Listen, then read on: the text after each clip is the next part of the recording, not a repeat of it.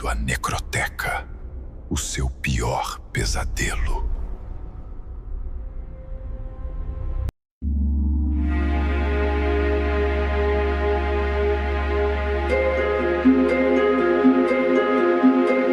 As sombras se alongam como dedos gélidos e as câmeras, antes silenciosas, agora emitiram um sussurro metálico que parecia cantar em língua desconhecida.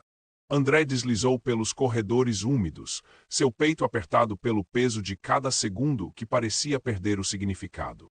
O eco dos seus passos era abafado por uma frequência que vibrava na própria estrutura do metal das paredes, como se a estufa estivesse respirando, exalando um hálito denso e invisível. Ele alcançou o painel central e, com mãos trêmulas, inseriu o chaveiro de backup. A luz verde que normalmente anunciaria o sucesso pulsou brevemente, antes de desaparecer em uma onda sonora que rasgava a atmosfera como se fosse uma lâmina fina, cortando a própria realidade. O som crescia, alto e agudo, até atingir um ponto de ruptura onde as paredes pareciam estourar, liberando faíscas que dançavam no ar escuro. André sentiu o calor daquilo que não era fogo, mas de algo que consumia a estrutura temporal do ambiente, como se cada vibração fosse uma batida que desintegrou o tempo em pedaços invisíveis. Com um suspiro que parecia rasgar a própria tela do universo, ele percebeu que o silêncio havia sido substituído por um rugido interno, uma música sinistra que insistia em tocar sem pausa. Os relâmpagos continuavam a martelar a terra acima, mas agora cada lampejo trazia consigo uma sombra que se alongava dentro da estufa, como se os raios de luz fossem ponteiros de um relógio quebrado, apontando para um futuro onde o tempo não mais existia. André sabia, com um terror súbito e quase religioso, que sua missão havia transcendido a mera manutenção. Ele estava diante do vértice entre o conhecido e o abismo cósmico, onde cada segundo perdido era uma página apagada de seu próprio destino. André se virou para o mural de papéis espalhados sobre o balcão de aço enferrujado, e seu olhar caiu em uma página marcada com um adesivo amarelo que quase parecia pulsar sob a luz fraca das lâmpadas falhadas. Entre diagramas de circuitos e notas de campo havia um título enigmático: Cronofluxo Acelerador Temporal. Seu coração disparou. Ele havia ouvido rumores sobre o projeto na última reunião de segurança, mas nunca imaginara que teria acesso direto ao arquivo mais secreto da Agrotech. As linhas de código, escrita em uma caligrafia quase imperfeita, descreviam um dispositivo capaz de manipular os ciclos naturais das plantas, compressando semanas em dias, prometendo colheitas recordes. O protocolo, porém, estava marcado como falha experimental, um aviso que agora parecia mais uma advertência do que uma simples anotação. O som que emergia da estufa começou a mudar.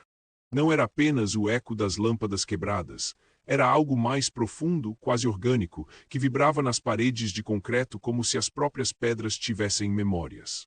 André sentiu um arrepio percorrer sua espinha quando percebeu que cada batida de seu coração parecia sincronizar-se com uma frequência desconhecida, a mesma que agora fazia o ar ao redor dele pulsar em ondas invisíveis.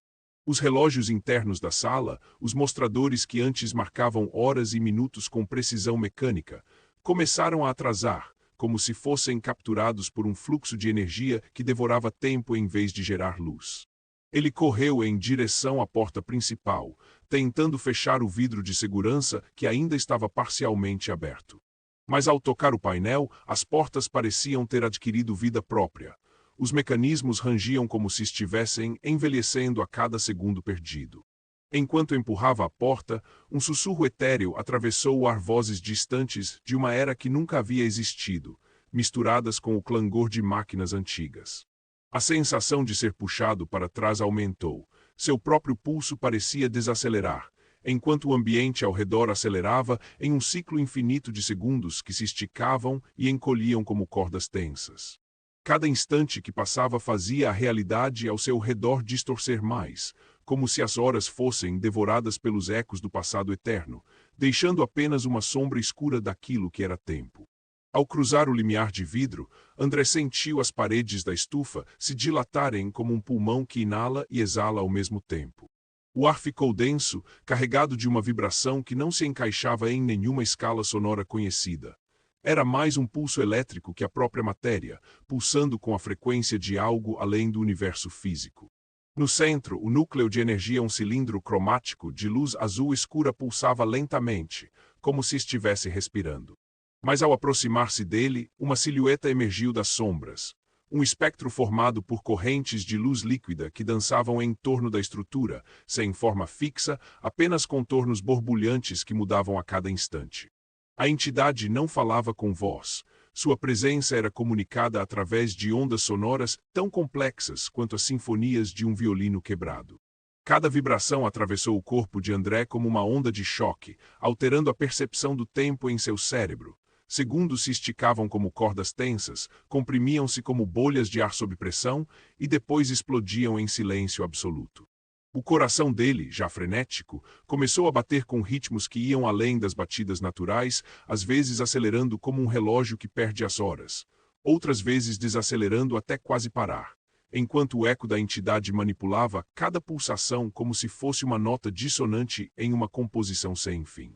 Em meio ao caos auditivo, André tentou agarrar o controle manual do núcleo.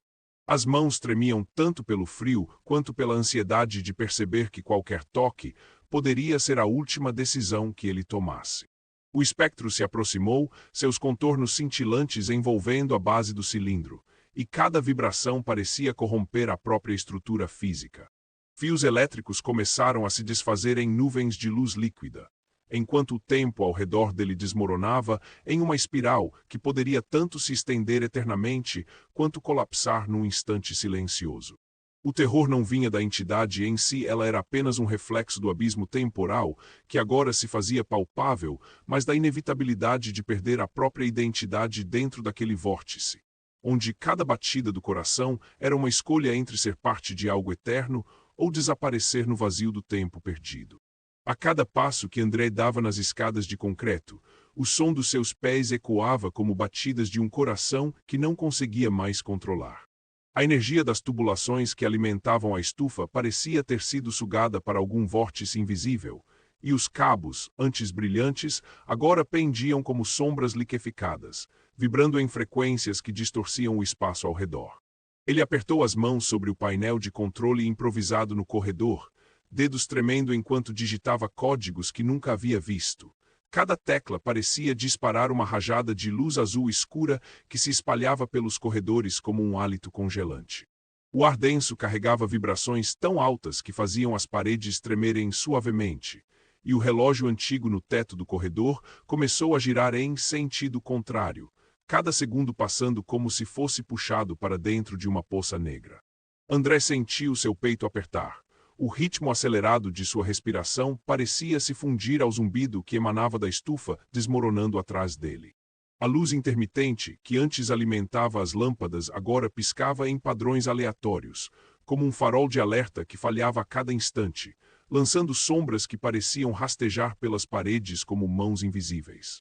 Desesperado, ele correu em direção à saída principal, mas o caminho estava bloqueado por uma série de painéis elétricos que se agitavam como se fossem parte de um organismo vivo. Cada tentativa de reconectar as linhas de energia resultava em faíscas que dançavam no ar antes de desaparecerem em chamas pequenas e sem vida. O tempo parecia ter sido drenado das engrenagens, deixando apenas ecos distorcidos de um relógio que já não marcava mais a hora. André sentiu cada batida do seu coração se tornar uma flecha disparada para trás, puxando-o inexoravelmente para o vazio onde o tempo havia sido arrancado da realidade como se fosse uma folha arrancada de um livro antigo e sem fim. Ao fechar as portas de aço sobre a estufa, André sentiu o peso de cada segundo que havia sido arrancado ressoar nas paredes vazias como um eco distante. O silêncio que se seguiu não era apenas ausência de som, mas uma lacuna tão profunda que parecia engolir qualquer tentativa de contar o tempo, relógios quebrados, cronômetros estagnados e até mesmo o próprio pulso dele desacelerou para quase nada, como se o mundo tivesse decidido parar de bater. Em suas mãos, agora vazias, permaneciam apenas as marcas dos fios desfeitos, traços de energia que haviam sido dissolvidos em um vapor escuro que se espalhava pelo ar frio do subsolo. A luz das antigas lâmpadas ainda tremulava nos cantos da sala, piscando em padrões que pareciam memorizar cada batida perdida. Era como se o próprio equipamento estivesse tentando lembrar de uma ordem que nunca havia sido completada, criando um murmúrio elétrico que vibrava na mente de Andrei, lembrando constantemente do que foi roubado, a sequência lógica de minutos, horas e dias. Ele caminhou até o corredor, onde as paredes pareciam absorver o som, deixando apenas o sussurro distante das ondas que antes preenchiam a estufa, agora distantes como vozes em um sonho que se desfaz. Quando finalmente saiu do subsolo, André percebeu que o mundo exterior também havia sido alterado. Os relógios de parede na sala de controle mostravam horários impossíveis, como se tivessem sido marcados por um dial quebrado que nunca mais voltaria a girar corretamente. O ar fora da estufa carregava uma vibração tênue, quase inaudível, lembrando de que o tempo, embora desvanecido, ainda pulsava em fragmentos dispersos entre as estruturas elétricas. Ele compreendeu então que não havia retorno, apenas a aceitação silenciosa de que cada segundo já se foi, deixando-o imerso numa sinfonia de silêncio eterno, onde a única constante era o eco distante das luzes antigas que continuavam a vibrar no vazio de sua própria mente. Deixe um like, comente seu maior medo e inscreva-se no canal.